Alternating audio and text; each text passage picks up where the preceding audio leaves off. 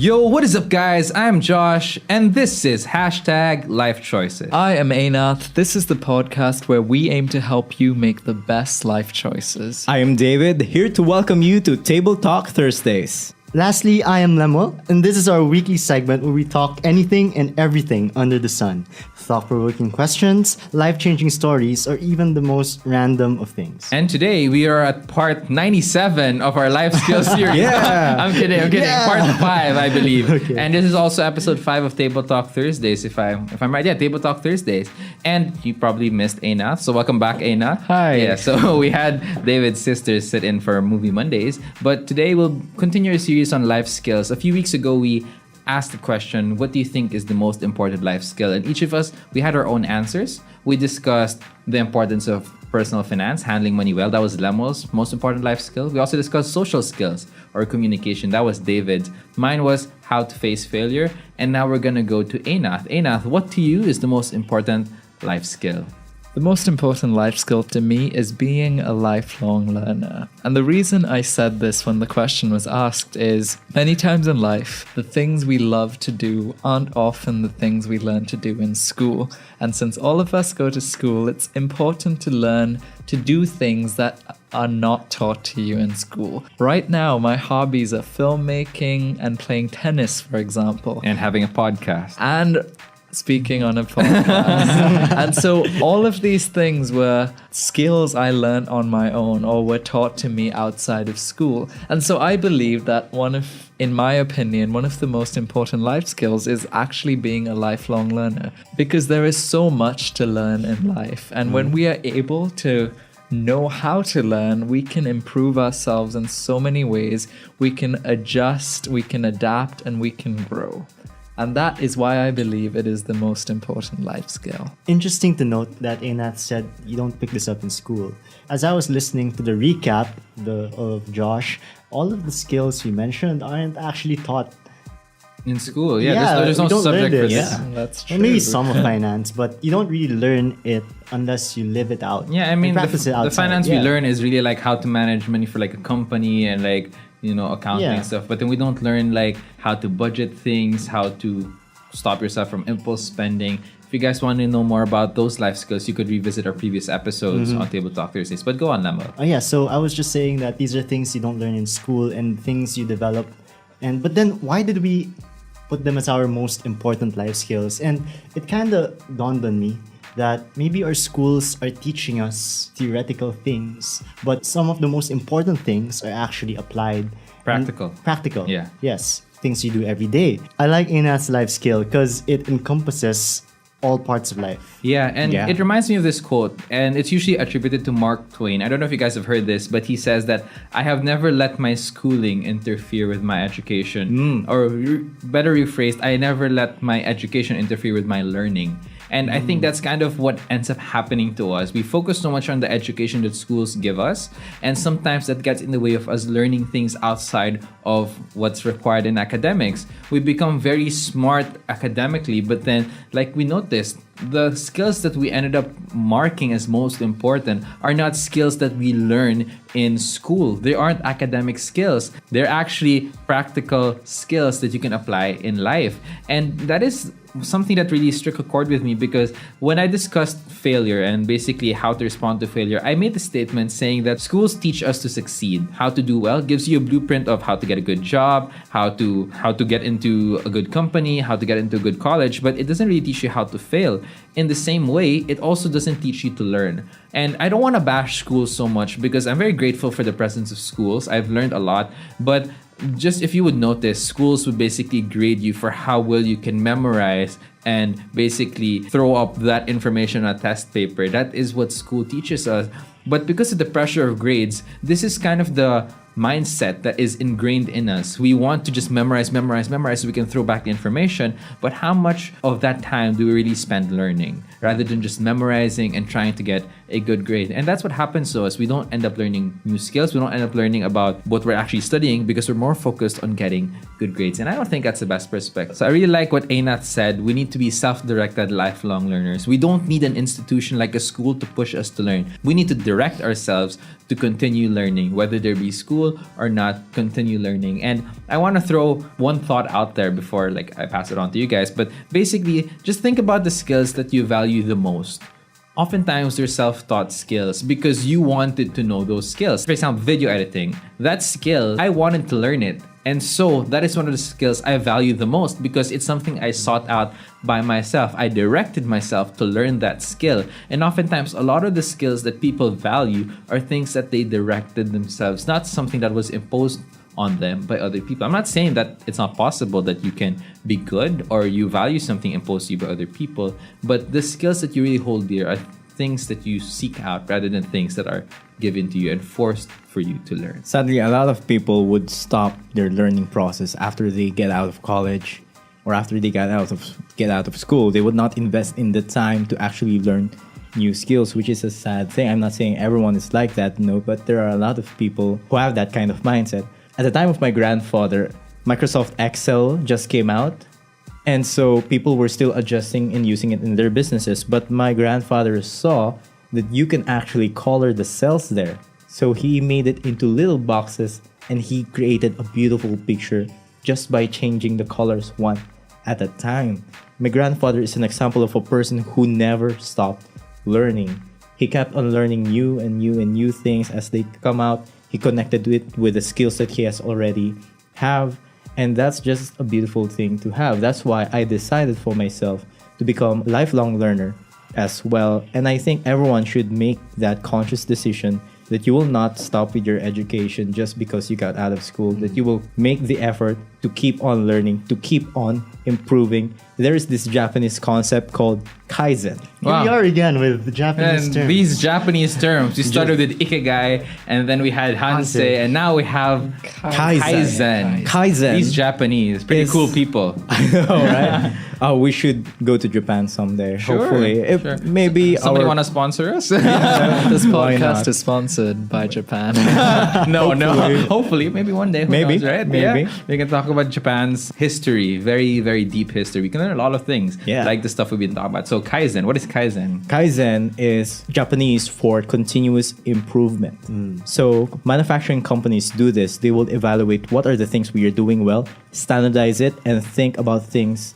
How can we do things better and then keep on improving themselves? I think we all should embody this principle of Kaizen to continue improving ourselves, to keep on learning, to evaluate where could we do better and then press on from there. Yeah, and since we're talking about Japan, I watched this movie before called The Last Samurai. I don't know if you guys have heard of that, but basically it was a captain, I think from the US, who was held captive in a Japanese camp. And so he had, I don't know if he was held captive, but he was there, and he had the chance to observe the Japanese people. And he had this interesting comment. This was his, I guess, observation when he was talking about the Japanese people. And he said, they are an intriguing people.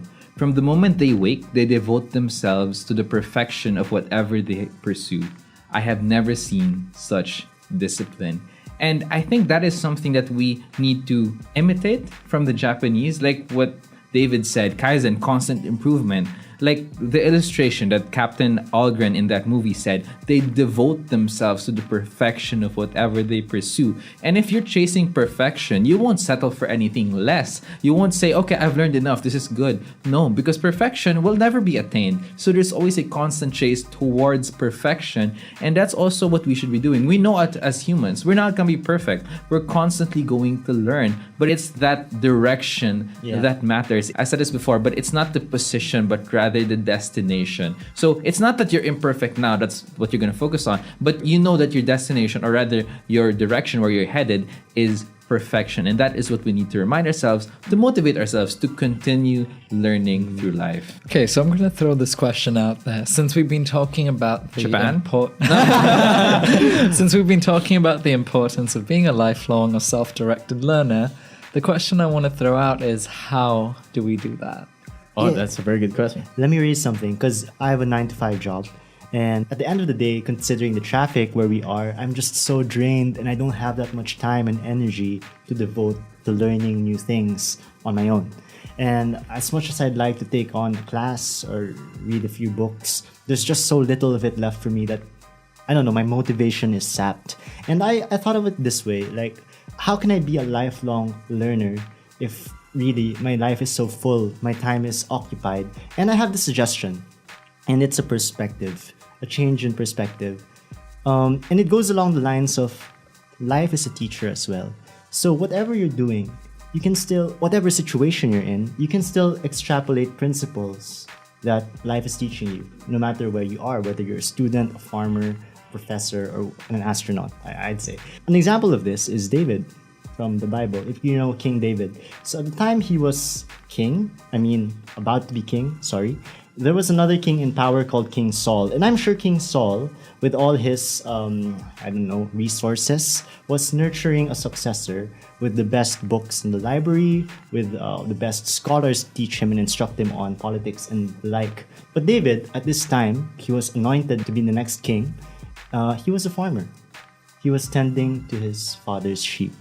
And I thought, hold on, if he is to be the next king, shouldn't he be prepping himself with all these books on leadership, power, and the like? But I thought about it, and what if David, as he was tending to these sheep, was picking up principles from his being a shepherd boy that he could later apply to becoming king of a nation?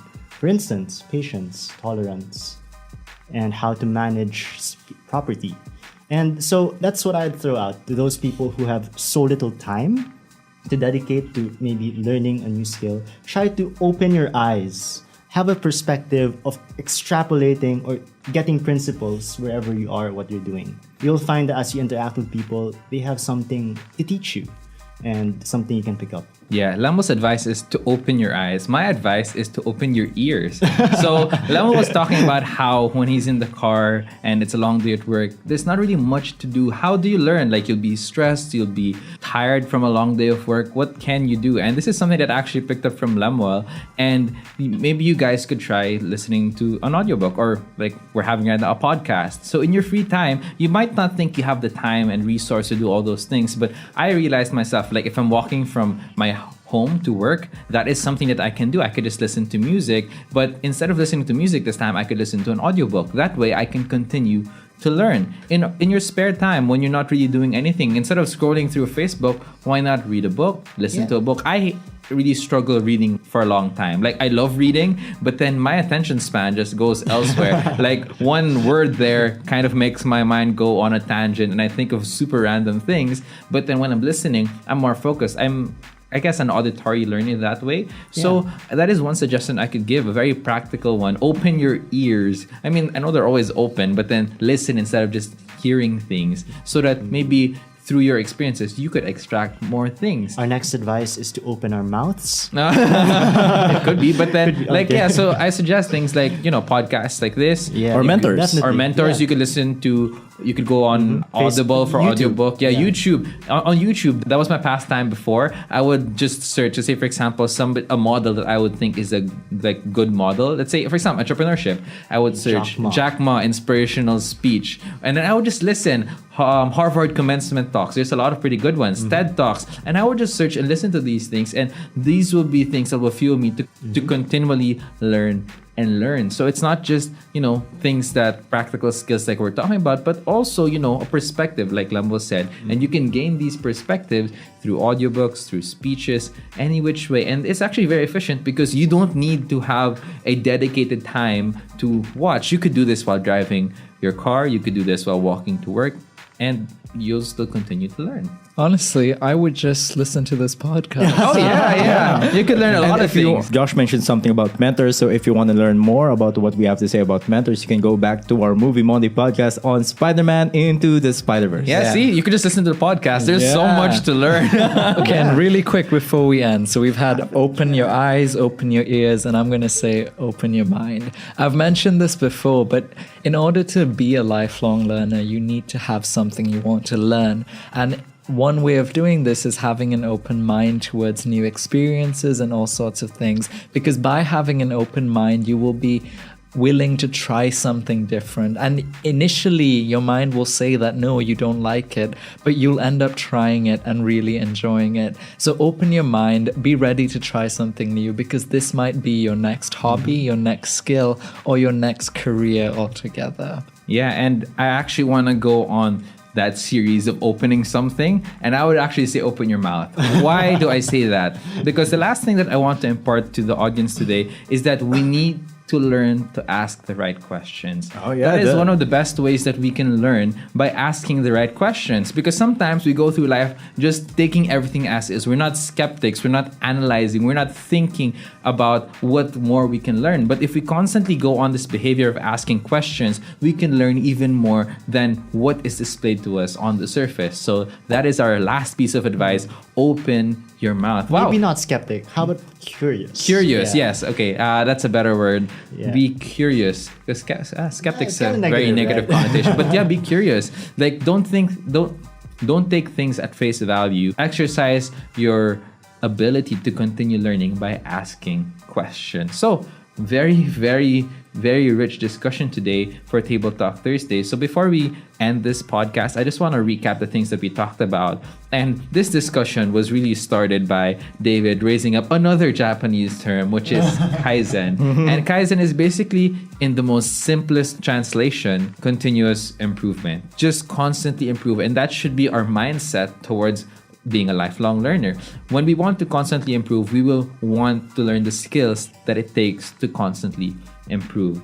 And this caused us to divert our discussion to an example of The Last Samurai, the movie that I talked about, wherein he talks about the Japanese people as people who, once they wake up, they devote themselves to the perfection of whatever they pursue. And that further drives the concept of continuous improvement. If you're pursuing perfection, you're never going to stop constantly improving because you know that you will never reach perfection. And then we started going on this series of opening something, started by Lamuel. Open your eyes, change your perspective. Instead of just living through life, open your eyes and look at the lessons that you can pick up in everyday experiences, because for sure we guarantee there are lessons there. Open your ears, listen to whatever that may be in your spare time. So it could be an audiobook, it could be a YouTube video, it could be a speech or whatever. But then take advantage of those moments where you can't really use your hands to read the book, you can't use your eyes to read the book because you're looking at the road. Take advantage of those moments by listening to audiobooks, this podcast, among other things. Next is open your mind. Make sure you don't let yourself be content by what you know. Be open to new possibilities. Like Enath said a few weeks ago, he wasn't very open to the idea of hiking. But in the end, since he gave it a shot because he had an open mind, he ended up liking it. And oftentimes, that is what's going to happen to us. I didn't like broadcasting. Like when my parents first gave me the shot to go on the radio, I didn't like it. But since I told myself, you know what? Maybe I'll keep an open mind and give it a shot. That radio broadcast has allowed me to be able to practice, and that has led me to become this person right now speaking on this podcast. Without that training, I probably wouldn't be the person I am today. And lastly, open your mouth. Apart from just reading, writing, and listening, the most important thing that we should learn to do is ask the right questions. Because when we don't ask the right questions, we won't get the right answers. And you know, sometimes we ask silly questions, so we get silly answers, and our lives end up become silly. But then that's not the kind of life we want you to have. We want you to have a life that is filled with learning in every single day of your life. And those are the practical tips you can apply so that you can have a life of learning. So we just want to thank all the listeners for listening to the podcast today. We hope to see you here on Saturday for Situational Saturdays. But if you guys want to send in a situation for Situational Saturdays, just send us an email, lifechoicesph@gmail.com, and maybe it's your situation that we can talk about and discuss and solve in the next episode. So we just want to remind you before we go, in this life, we have no choice but to make choices. So choose wisely. See you in the next podcast.